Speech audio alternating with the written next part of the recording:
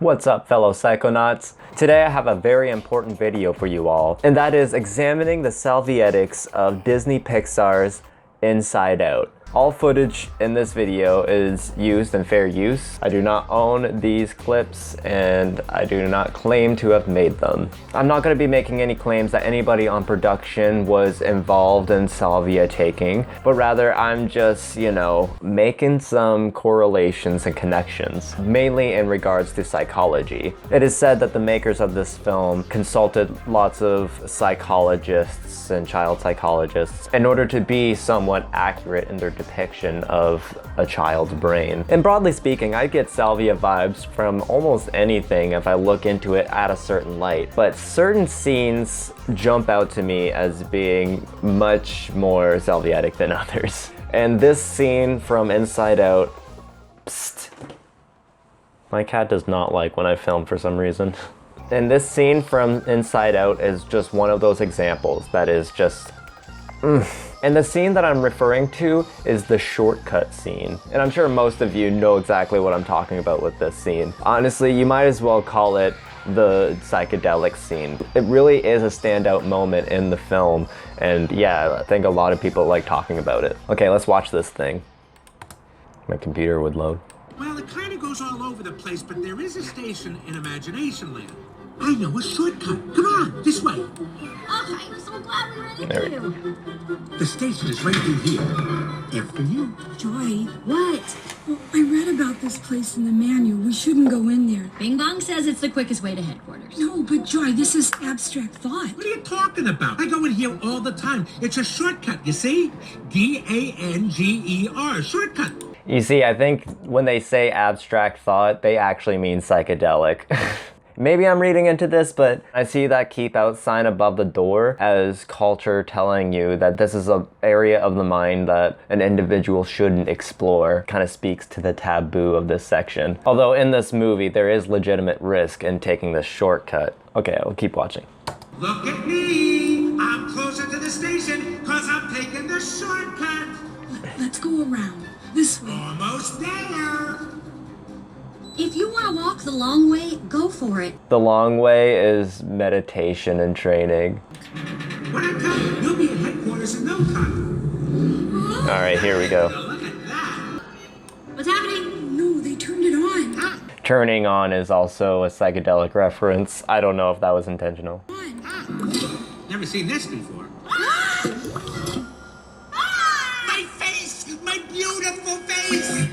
What is going on? We're abstracting. There are 4 stages. This is the first. Non-objective fragmentation. All right, do not panic. What is important is that we all stay together. We're in the second stage. We're deconstructing. I can't feel my legs. Oh, there they are. Come here, me. I gotta get out of here. Before we're nothing but shape and color. Ow! We'll get stuck here forever. Okay, 2 things there. The whole bit about breaking down in reality and your perception of yourself breaking down is something that actually occurs on Salvia. Your thoughts and perceptions also fragment like this, so it's hard to have thoughts. But one thought that definitely often occurs is, I'm gonna be stuck like this forever. This is forever now. That kind of thing. So that's just like, can you say Salvia vibes? I told you, it's a shortcut. The train. Salvia train. We're 2-dimensional. That's stage 3. We're getting nowhere. So stage 3, becoming 2-dimensional. Surprise, surprise, something else that happens on Salvia. People become flattened, crushed, basically 2-dimensionalized, often described as slices, pages, some psychodimensional phenomenon that seems to be understudied in my research anyways. I'm not in death. Come on. We can't fit. Oh no, we're not figurative. This is the last stage. We're not gonna make it. Non-figurative, another art term. What the? Wait, we're 2-dimensional. Fall on your face.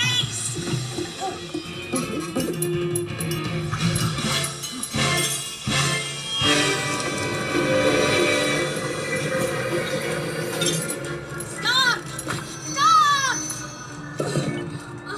No! But you said there was a shortcut. I did. You see, this whole shortcut is a trip, okay? That's what it really feels like when you take Salvia, is that you move through this space. It's not simply that time passes or that you see things, but it's like you actually enter into another space or zone where your perception of your body kind of deconstructs in a lot of ways. And this kind of thing happens too when you exit the trip, kind of like when they exited this shortcut. They're still in those forms and they have to go back through the steps from 2 to 3 to 4. So it's not like they're just like bang, boom, back to normal. They're clearly out of the trip into the real world, but their body has to catch up. This whole scene really excited me because it led me to believe that since these movie producers consulted psychologists for the movie, I thought that this scene would have a psychological backing. But these 4 steps, I haven't been able to find any research done into these. So from a psychology standpoint, is abstract thought broken down into these 4 stages? Yeah, no, it absolutely is.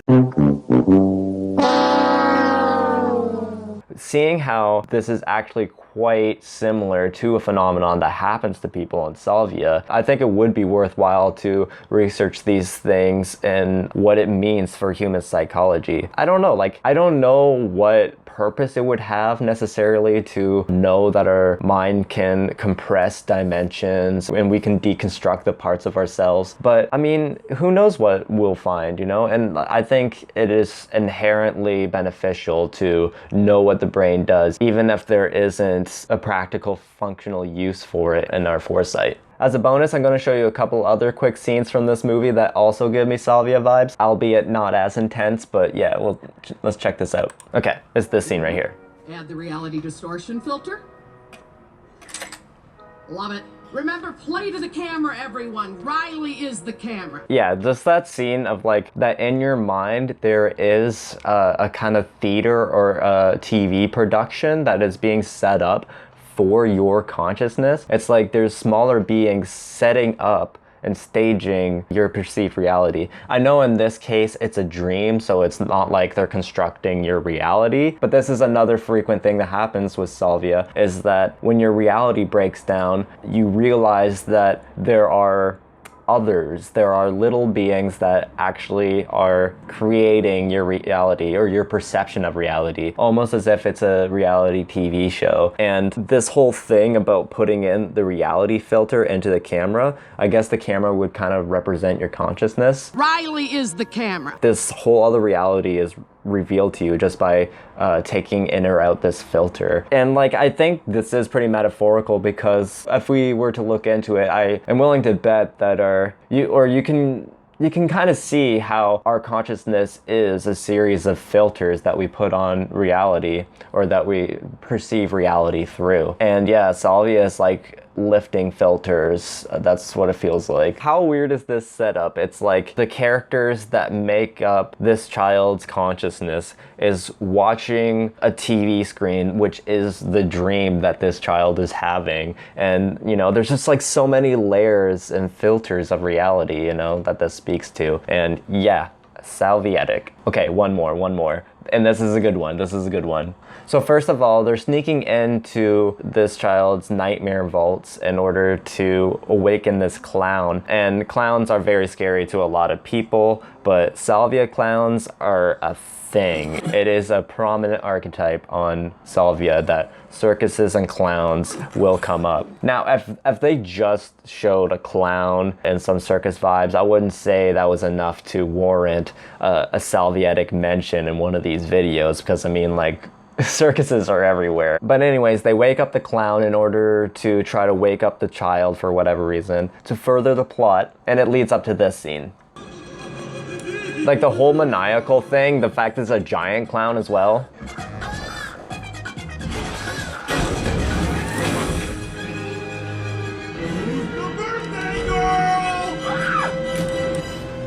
Okay, that was it. The fact that there's like these little dancing mystical creatures in this valley or whatever is a typical psychedelic type hallucination, but to have that kick down as if it was just merely a TV set. I mean, in this case it is. And revealing a giant clown behind your perceived reality.